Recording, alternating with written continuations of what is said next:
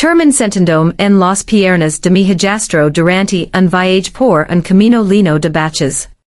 Saturday was set to be extraordinary following a week filled with hard work. We chose to seize the late afternoon to embark on an escape to the mountains of Asturias.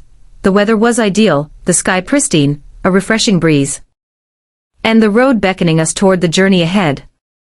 In the car, we were traveling with my husband, my son from my first marriage, my stepson, and my lifelong best friend. After lunch, we set out with the aim of witnessing the sunset from one of the most breathtaking viewpoints in the area. The journey was vibrant, brimming with joy, stories, and melodies drifting from the speakers.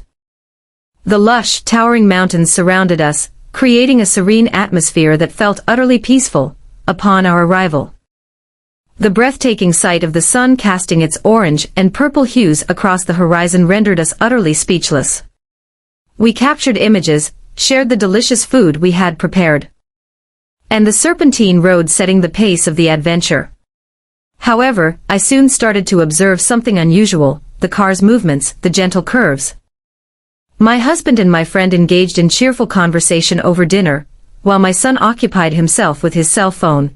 Yet, in the rear, the atmosphere appeared thick with an unspoken strain. I attempted to divert my attention with the shimmering lights of the road and the shadows cast by the trees, yet the sense of closeness was undeniable. Every defined curve caused my body to lean gracefully. The limited space compelled me to rely on him, even though I made an effort to keep our interactions to a bare minimum. My hands were icy, and a subtle shiver coursed down my spine. I sought a subject to ease the tension of the moment. I believe we might arrive late, I murmured softly, more to divert my own thoughts than to seek a response. Indeed, it appears that way, he responded, his tone measured, as if each word was a precious commodity. The stillness enveloped the space once more. I felt awkward for saying something so trivial, and in an effort to ease the tension, I set my bag on my lap as a barrier between us. It wasn't significant. My stepson rose from the sofa and walked past me, brushing against my arm unintentionally. A slight touch, yet it resonated intensely against my skin. A shift had occurred between us, and we were both aware of it. The afternoon passed quietly, without any incidents. I visited the supermarket, returned home, and attempted to maintain a sense of normalcy, yet the tension resonated in my mind, an undeniable presence I could not overlook. After dinner, while I was settled in my room with a book, a gentle knock echoed from the door. "May I enter?" It was him. My heart raced a bit more. "Indeed," I replied, shutting the book. He entered with a look of uncertainty. I simply wanted to express my gratitude. "Thank you for yesterday's trip. It was a splendid day." "Indeed it was," I replied with a subtle smile, yet deep down, I sensed there was more I wished to express. He rose for a fleeting moment, as if a thought lingered on the tip of his tongue. "And my children were still nestled in their dreams." I ventured into the kitchen to brew some coffee, savoring for a brief moment the sensation of solitude. I donned a silk robe over my shirt, cinched at my waist with a relaxed bow. However, I was not by myself. As I pivoted, I found him standing at the threshold of the kitchen. My stepson was dressed in sports pants and a shirt that hung loosely on him, yet his eyes carried the same expression as they had the night before. "Good morning," I said with a steady voice, as if he were uncertain about the nature of his actions. "I'm okay," I replied with a faint smile, yet my hand, lying on the table, was taut. He set his cup aside and moved past me to open the fridge. As he moved, his arm brushed against my back. Subtly, yet I sensed it. There was an overwhelming sense of intimacy, excessive details that were previously absent. And the most frustrating part was that I couldn't help but notice them. After breakfast, I attempted to handle the cleaning, yet my thoughts remained ensnared in those fleeting moments. We hadn't uttered a single word regarding it, yet I sensed it in every meeting, in every exchanged glance, in every unintentional touch that lingered just a moment longer than needed. The issue extended beyond mere physical proximity. It was how my thoughts started to dance within me. In the morning, I attempted to overlook it. I adorned myself in a flowing white linen dress and easygoing sandals. I gathered my hair into a low bun, and applied just a hint of makeup to add some color to my face. As I descended the stairs, I caught sight of him in the room. My stepson was perched on the sofa, a book cradled in his hands. Yet, as he became aware of my presence, his gaze lifted gradually, following me with emotion that felt almost instinctive. It was merely a fleeting moment, yet I witnessed it. And I sensed it. I'm heading out to grab a few things, I mentioned, attempting to keep my tone relaxed. Are you in need of assistance? He inquired, shutting the book. I shook my head in refusal far too swiftly. Thank you, but no. It's merely a small request.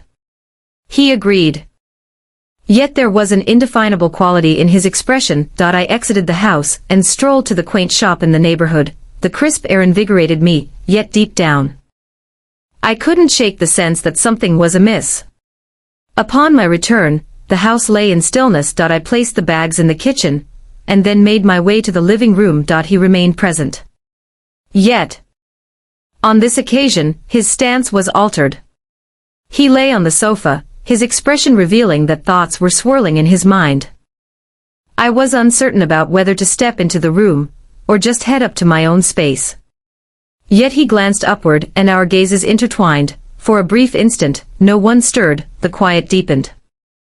A gentle sensation brushed against my skin. It was a look that held significance. It was truly extraordinary. Something that ought to be absent. Something I couldn't quite articulate, yet undeniably was present. I cleared my throat and averted my gaze. I planned to whip up something for dinner. All right, he responded, yet there was an unusual quality to his tone. I turned and made my way to the kitchen, sensing his gaze lingering on my back until I was out of view. As dinner unfolded, a sense of normalcy enveloped the atmosphere once more. My husband shared his thoughts on work, my daughter animatedly recounted her day, while my stepson sat quietly, as is his usual way, focused on his meal. Yet, beneath the table, I sensed something. A minimal amount of resistance. A gentle pressure pressed against my leg. It was merely a fleeting instant, so delicate that it might have been a mere coincidence. Yet, I sensed it, and what is worse, I did not leave right away. My breathing slowed down. I averted my gaze from him. He averted his gaze from me as well, yet the tension lingered. A quiet echo of an unspoken truth that remained elusive for both of us. My heart raced with an intensity beyond the ordinary. And for the first time, I came to a profound understanding. The issue extended beyond just him. It was I found myself ensnared in this as well, and I was completely lost, unsure of how to escape. I realized I needed to put an end to this, however, I did not. The resistance beneath the table marked the moment of no return. Since that night, everything seemed transformed. We refrained from discussing the topic. It was not brought up. No comments were made. Yet, we were aware of it. Every time we crossed paths in the house, an unspoken tension lingered between us. A profound stillness enveloped the room. A couple of days later, my husband requested that I run an errand. I ventured out in the afternoon, clad in a fitted black skirt, and a beige silk blouse featuring a subtle neckline. I slipped into some low heels and gathered my hair into a high ponytail. Upon my return, he stood at the entrance of the building. Will you be returning home? He inquired. Absolutely.